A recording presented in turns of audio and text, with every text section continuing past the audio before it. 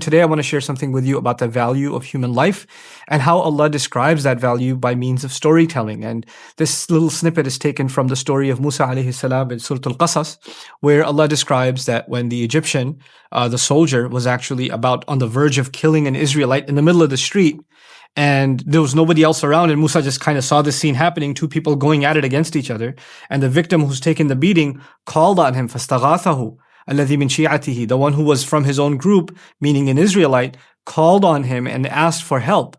And so when he did that, Musa felt like he has to intervene, and he jumped in and he threw a punch at the soldier. فَوَكَزَهُ مُوسَى, so he threw a punch towards him. فَقَضَى عَلَيْهِ, and some linguistics also suggest that the word wakaza means to throw a punch to the chest. So it's not like he hit his skull or, hit his head or something, but it's actually a punch on the chest. Wallahu alam. So he throws the punch, and فَقَضَى عَلَيْهِ, all of a sudden the guy is down and out. Not only is he down and out, he's dead. He dies.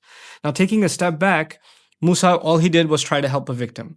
Secondly, it doesn't look like he intended to kill. He just wanted to throw a punch to kind of stop this scene from getting any further, and him, the soldier, ending up committing murder. Third of all, the Egyptian soldiers at the time, Pharaoh's army, they were known for oppression, and they were known for oppressing particularly the Israelites. So it's not like he's not justified in trying to take some retaliatory action against what he considers an evil force, a military man trying to beat up on a civilian. All of this in the background, as soon as he throws the punch and the Egyptian dies, what does Musa say? هَذَا مِنْ عَمَلِ الشَّيْطَانِ, this is from the work of the devil. Immediately, إِنَّهُ عَدُوٌ مُضِلٌّ مُبِينٌ. This is from the work of the devil. He's definitely an enemy that misleads and misguides. What we're trying to get at is you could see a person as a criminal, even someone on the verge of committing murder, which is what the case was here. But it still didn't justify the taking of life. It still didn't justify it. As a matter of fact, in the very next ayah, Musa alayhi salam says to Allah, he turns to God and he says, قَالَ رَبِّ إِنِّي ظَلَمْتُ نَفْسِي فَاغْفِرْ لِي. Master, I have wronged myself. Forgive me. He doesn't justify, he kind of asked for it. Well, it's not my fault. I didn't really do it on purpose.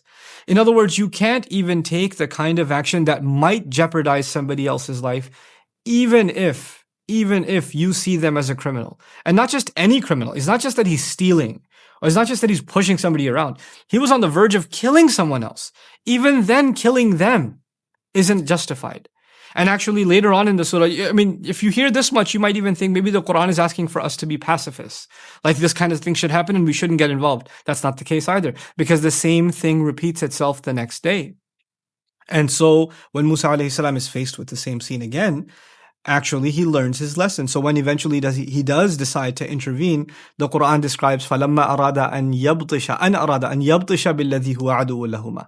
When he went and he grabbed a hold of the enemy, instead of punching him, he actually diffused his weapon, his arms. In other words, he grabbed a hold of him.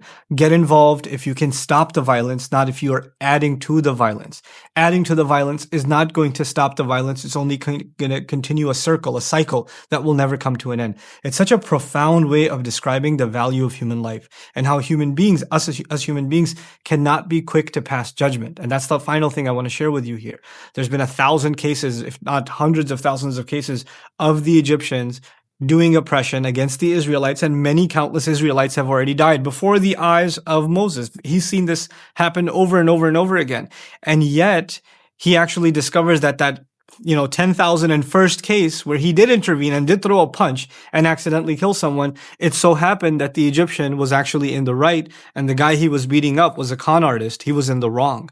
In other words, he misread the situation. Just because you've seen one thing 1,000 times before or hundreds of thousands of times before, that doesn't give you the right or me the right to assume what's happening in the next situation. The past is no indication of what's happening in the present. You can at the most make a best guess, but even in that circumstance, we're being told there is something called the benefit of the doubt, even if things look obvious to you, especially when it comes to taking serious action that can jeopardize somebody else's life. So I find these small excerpts really profound and amazing. And what I find the most amazing about this is that people take action, sometimes even in the name of Islam, and they say we're retaliating because these are oppressors and we're supposed to do something about it. And yet, if you look at Musa, who could have said exactly those words, his first response after having taken such action was, this is from the work of the devil. Subhanallah. هذا من عمل الشيطان. So may Allah protect us from being reactionary, and may Allah Azza wa Jal help us gain more and more insight about how the Qur'an preserves these cherished things like human life and how it gives us value for them. Jazakumullahu khairan. Assalamu alaikum wa rahmatullahi wa barakatuh.